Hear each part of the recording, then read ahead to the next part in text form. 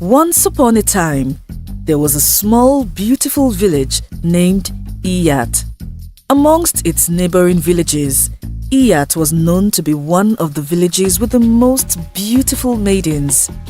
All the maidens in Iyat were tall, beautiful, and well endowed in the right places. While some maidens were very fair and as beautiful as the sun, some were as dark and beautiful, and their chocolate skin attracted different kinds of men to them. In the village of Iyat, there was a maiden named Ada. Ada was one of the prettiest maidens, but her beautiful eyes, angelic smile, and charming personality set her apart from the other maidens. Because of their striking beauty, most of the maidens in Iyat were very arrogant and rude to men. They insulted their suitors at the slightest provocation and only treated the rich men with respect. Unlike the other pretty maidens who prided themselves on their beauty, Ada was different. Ada was a humble girl from a humble background and treated everyone respectfully. Ada did not care if her friends or the men she knew were rich or poor. She hung out with people from all kinds of backgrounds and cared very little about material things. To Ada, the most important things in life were not material things or bling-bling. The important things were happiness, growing old with the ones she loved, and spending time with her family. Because of Ada's perception of life, sometimes her friends would laugh at her and say things like, "So you don't want to marry a rich man who will take care of your beautiful skin? My dear friend, you will suffer oh. Better think twice." Even though Ada's friends tried several times to convince her about her choices, Ada still believed that material things would not make her happy. When Ada turned 18, a marriageable age according to the traditions of Iyat, many rich men went to ask for her hand in marriage, but Ada turned all of them down. She knew the men did not love her and only intended to marry her as a trophy so they could show her off to their friends, and that was not what Ada wanted. Ada had seen how her father always treated her mother with so much love, and she wanted the same thing for herself. She wanted a man who would be her lover and best friend, spend time with her and treat her like the only woman in the world. Luckily for Ada, when she turned 19, she met a young man named Dozie. Dozie was a fisherman who was only 2 years older than Ada. The first time Ada met Dozie, she felt a special connection immediately, and weeks after they got to know each other, Ada and Dozie fell deeply in love and began to date. Dozie was also from a humble background like Ada, and he had just begun his profession as a fisherman. Aside from fishing, Dozie was also a trader. In fact, the reason Ada had not seen Dozie in Iyat all that while was that he had been living with his uncle in another village where he learned how to trade and assisted in his uncle's shop. After months of dating each other, Dozie told Ada that he was ready to settle down with her. Dozie loved Ada so much, and he could not think of anything else apart from starting a family with the love of his life. As their tradition demanded, Dozie went with some elders to Ada's parents to ask for Ada's hand in marriage, and her parents welcomed him happily. They told him all he needed to do for their traditional marriage to hold, and Dozie began to make preparations. Since all the things needed for the wedding required a lot of money, Dozie and Ada began to save some money for the wedding. They planned that after 6 months of saving, they would get married and start living together. Unfortunately for Dozie, around the time he began to save money, the rainy season ended, which meant that his fishing season was no longer at its peak. In the weeks that followed, Dozie struggled so hard to catch fish because the water levels were no longer high, and after weeks of little or no results, he decided to travel back to his uncle's village. "My love, I have something to tell you. Dozie said to Ada while they were strolling around the village one evening. "What is it?" Ada asked while smiling. "I want to travel back to my uncle's village and assist him so I can make some money. You know the rainy season is over and this is not a very good time to fish," Dozie said. As soon as Dozie said that, the smile on Ada's face disappeared. "Why? But you're doing okay here," Ada said. "Yes, I know that. But it's because of us that I want to do this. I can't wait for you to be my wife. But staying in Iyat will only make that longer," Dozie responded. "See, we are not in a hurry to get married. We don't need to rush. At least our parents already know that we are together," Ada tried to convince Dozie. "Yes, you are right. But I want to make you my wife as fast as possible. If I go to assist my uncle, I will save some money faster. Or don't you want to marry me?" Dozie teased Ada. "How long will you be gone for?" Ada asked. "Maybe 2 to 3 months, or maybe less," Dozie responded. "Ah!" Ada exclaimed. "So you want to leave me in this village for 2 to 3 months?" Ada said, "My love, it's not long. Before you know it, I will be back. And it's not like I will not be seeing you. We will still see each other. I will come and visit you every 2 weeks. That way, you will not miss me so much." Dozie assured Ada. "Are you sure?" Ada asked in a teary voice. "Yes, why would I lie to my world?" Dozie said, and then he hugged Ada. The following day, just as Dozie had told Ada, he traveled to his uncle's village. But before he left that morning, he stopped by Ada's house to give her some money. After Dozie left, Ada became lonely.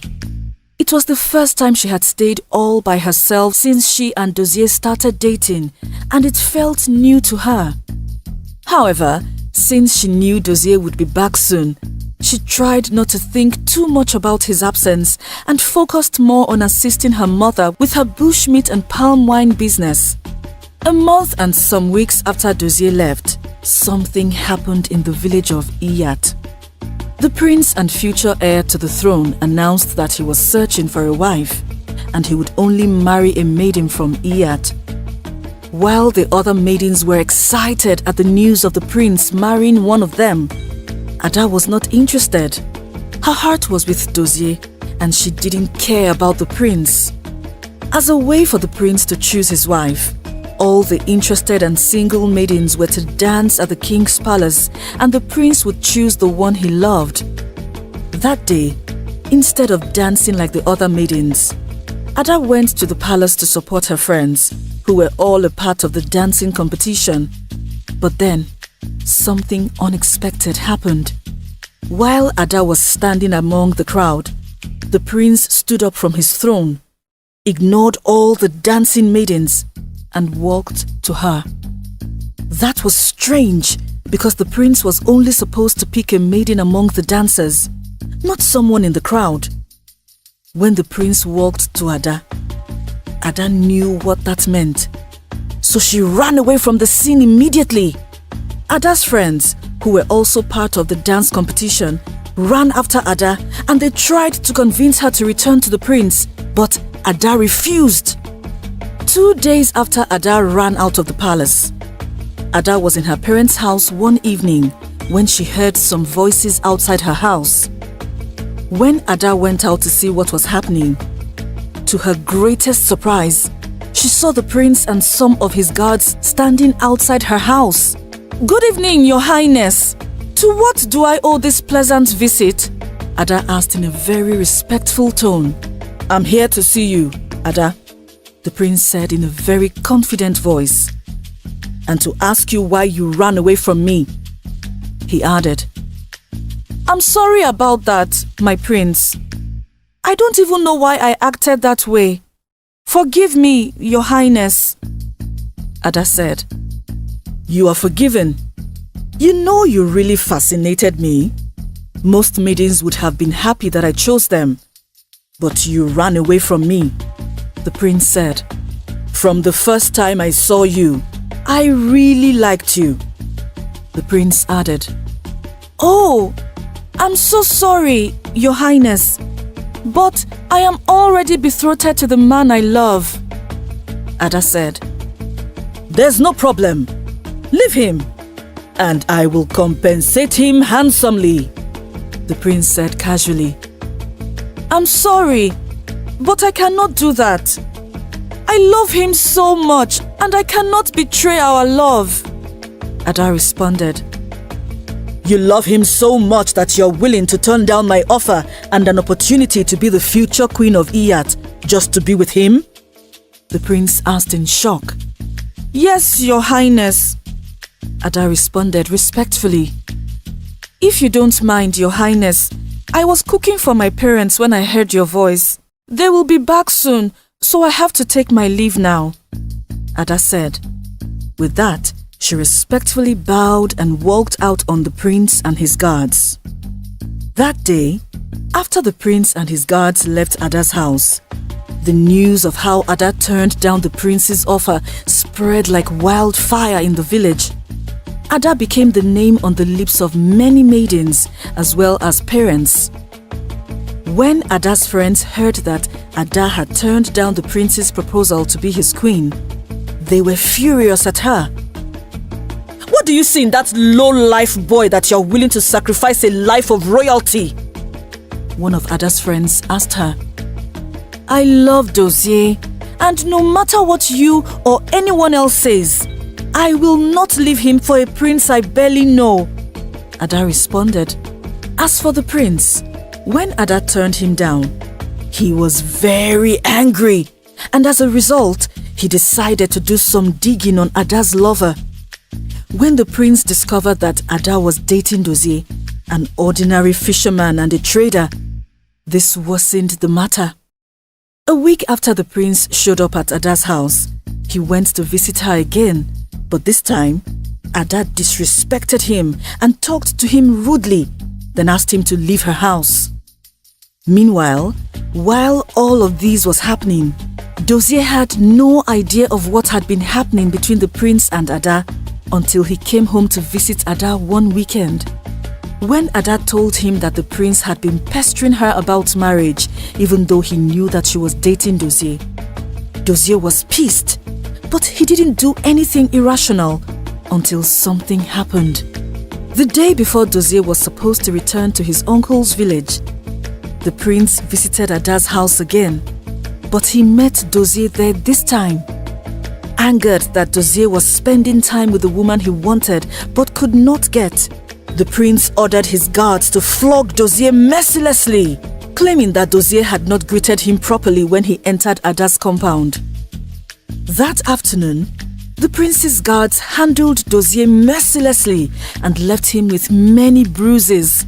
And because there were many guards, Dozie could not defend himself. The following day, instead of returning to his uncle's village as planned, Dozie went to the king's palace to report to the king what the prince had done to him.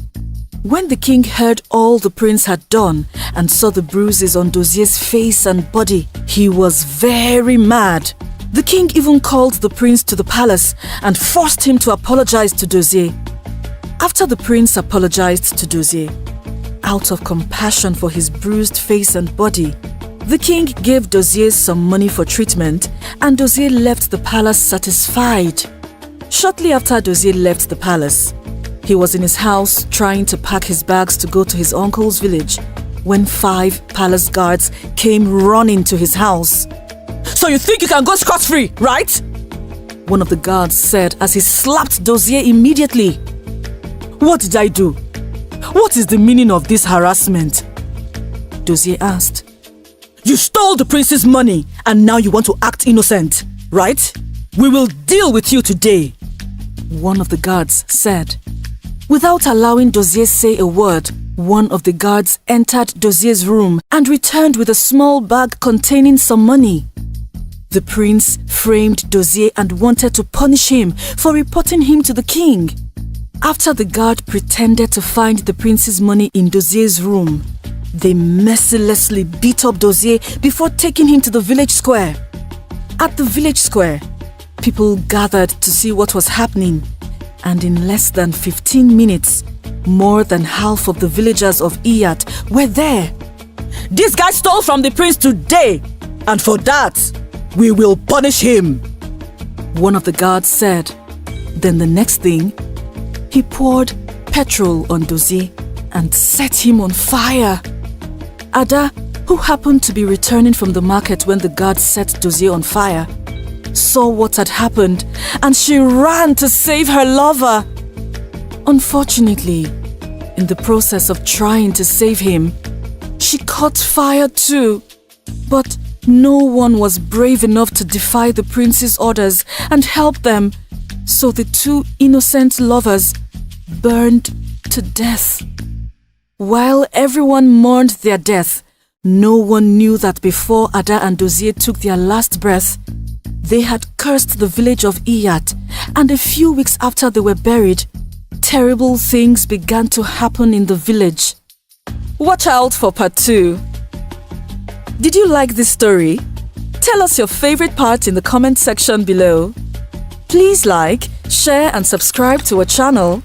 Also, do not forget to follow our channel on Facebook and Instagram. Thank you. Precisely 2 weeks after Ada and Dozie were buried next to each other, something strange and mysterious began to happen in the village of Iyat. Each time a couple were about to get married, they would suddenly die a few days before their wedding day. The first time it happened, one of the palace guards who beat up Dozie mercilessly on the day he died had announced to the villagers that he was about to get married, and he fixed a day for his wedding. His bride-to-be was Ngozi, a beautiful maiden from the village of Iyat, and shortly after the announcement, they began to make preparations.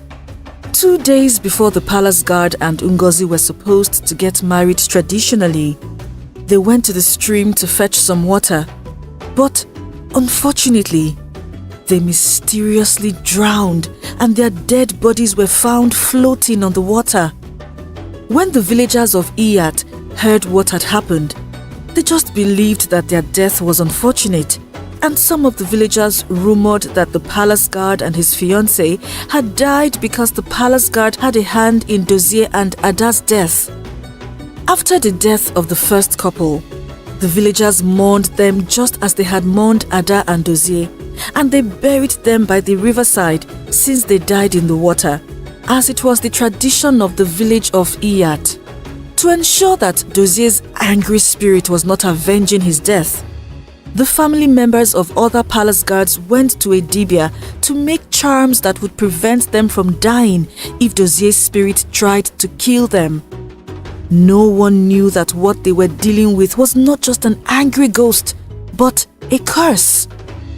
Just when the villagers were getting over the death of the late palace guard and his bride-to-be, another tragedy struck the village of Iyat. There was a popular couple in Iyat named Ozo and Nnenna.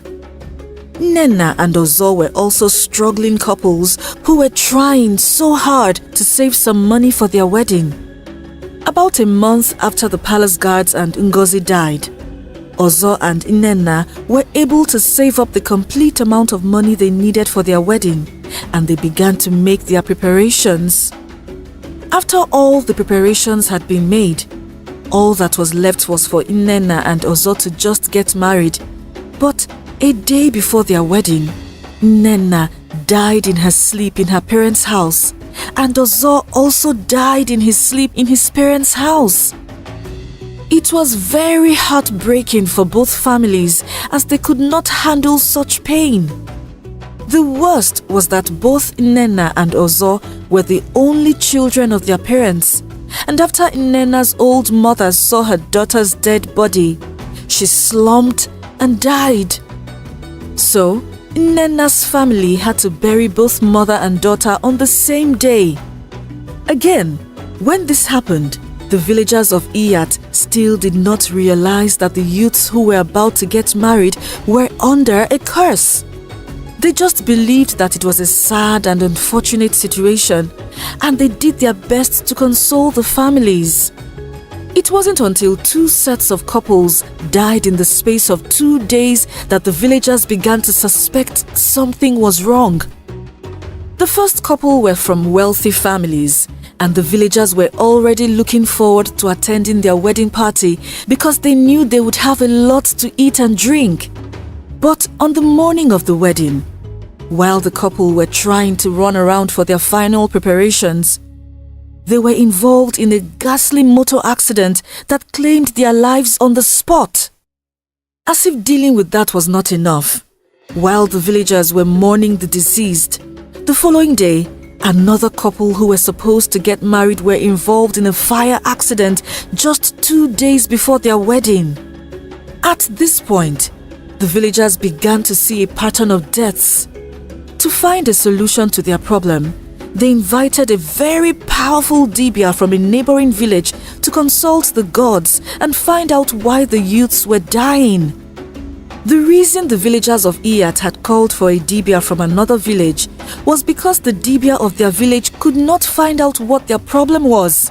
He had offered food, drinks, and sacrifices to the gods of their land, yet the gods still remained silent. When the dibia from the neighboring village arrived, he did some consultations, but the gods were silent. So, the dibia asked for 2 more days to keep questioning the gods. From all the villagers and the king had told the dibia, he could tell that the gods were angry, hence their silence over the issue. 3 days later, just as the dibia had said, he was able to communicate with the gods, and when he learned why the youths were dying before their wedding, he shared the information with the villagers. My dear brothers and sisters, we are gathered here today because we all have a problem. One that has cost us so much pain and tears, the dibia said. Thankfully, I was able to consult with the gods, and they told me that this village has been cursed. If the curse is not broken, no one in this village, both young and old, will make wedding preparations and live to attend their wedding. The dibia said, Ah, wise one, why have we been punished? I offer sacrifices to the gods on time, and I do all I am asked to do. The king said, Please, tell us why we have been punished. I can no longer fold my hands and watch as the youths of my village drop dead whenever they are about to get married. What if I decide to marry another wife tomorrow? Will I also drop dead? The king added, According to what the gods said, the cause of the village's problem is from this palace. The dibia said. This palace? The king asked in shock, and the villagers who were gathered at the king's palace began to murmur. Please, explain further, wise one. The king said. Ask the prince. Did he kill an innocent man for something he did not do? The dibia said in a stern voice. As soon as the dibia said that, everyone in the palace, including the king, turned toward the prince. Tell us, is this true? Have you killed an innocent man? The king asked. I have never killed anyone in my life, Your Majesty. I don't know what this old man is talking about, the prince said in a defensive tone. You do not know what I am talking about, Let me ask the gods, the dibia said. The prince, the king, and the villagers watched as the dibia performed some incantations. Then he consulted the wooden mask he had carried along with him. My prince, why have you lied to us? The gods just told me that you were responsible for a man's death not too long ago, the dibia said. The gods must be crazy then. Am I a child? Am I not supposed to know if I have killed someone? The prince responded in a very rude tone. Who is Dozie? The dibia asked. The gods told me that you were responsible for the death of an innocent man named Dozie, the dibia said.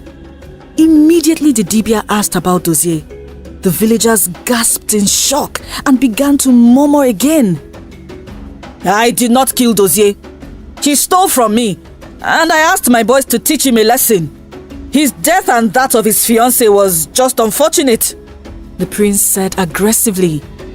If you say that Dozie stole from you, stand before the whole village and tell us what Dozie stole from you.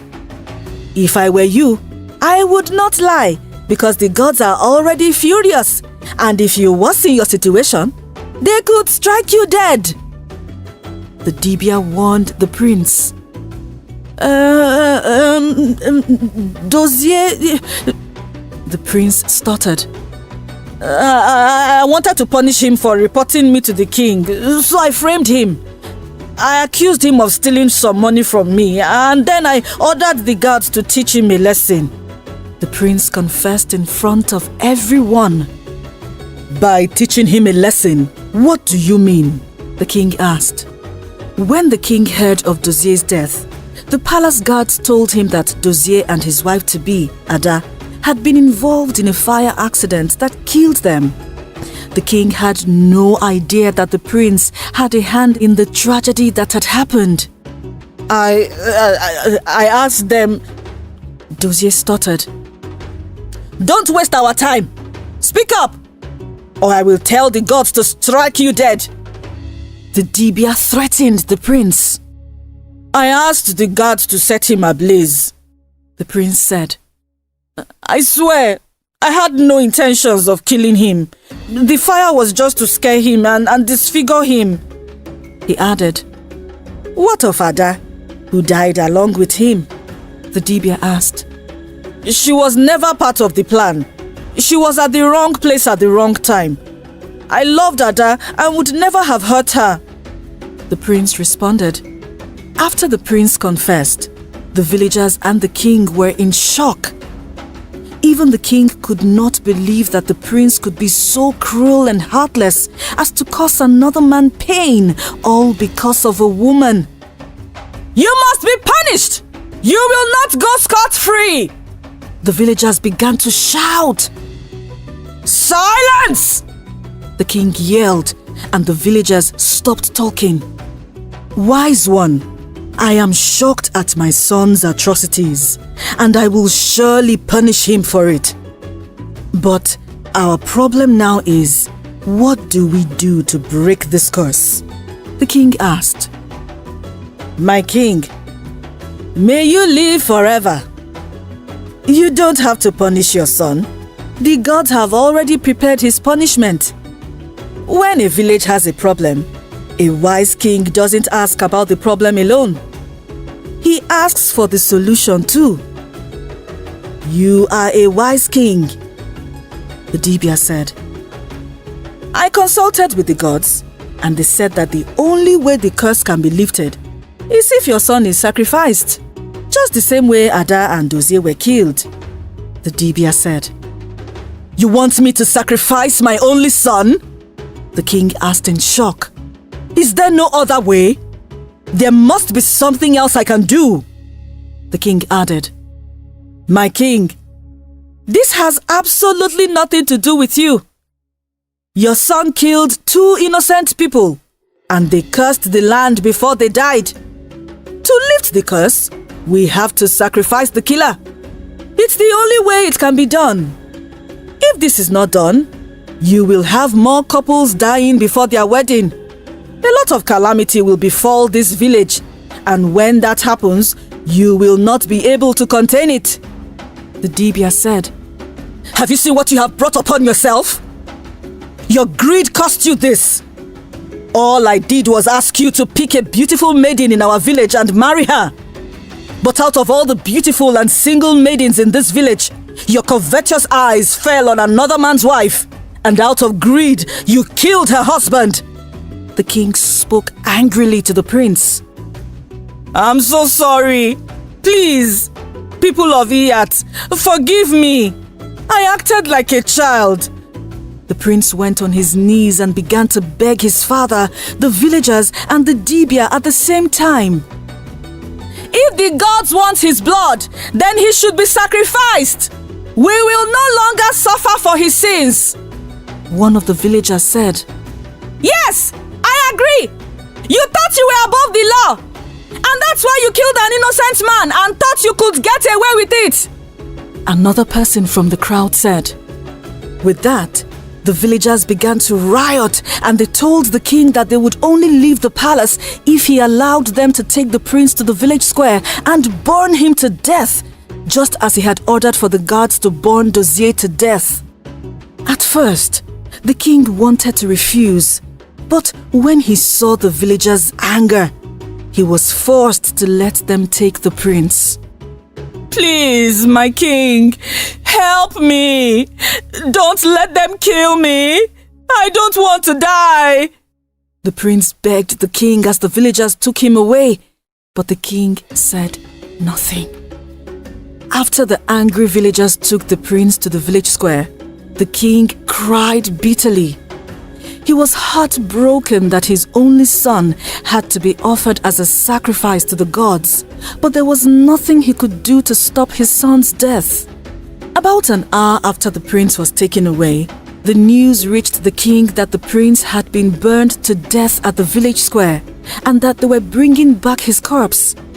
2 days after the prince died, the villagers buried him deep in the forest outside Iyat.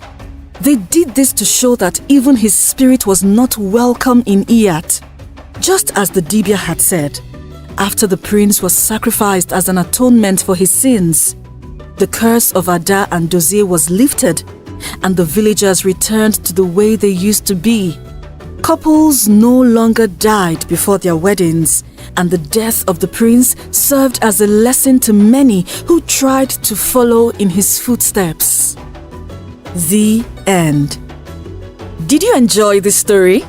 Tell us your favorite part in the comment section below. Please like, share and subscribe to our channel. The village of Ashi Also, was a small, do not forget to follow our village channel on blessed with Facebook and crops, Instagram. clean water, Thank you fertile and see farmlands, you in and the deep next and video.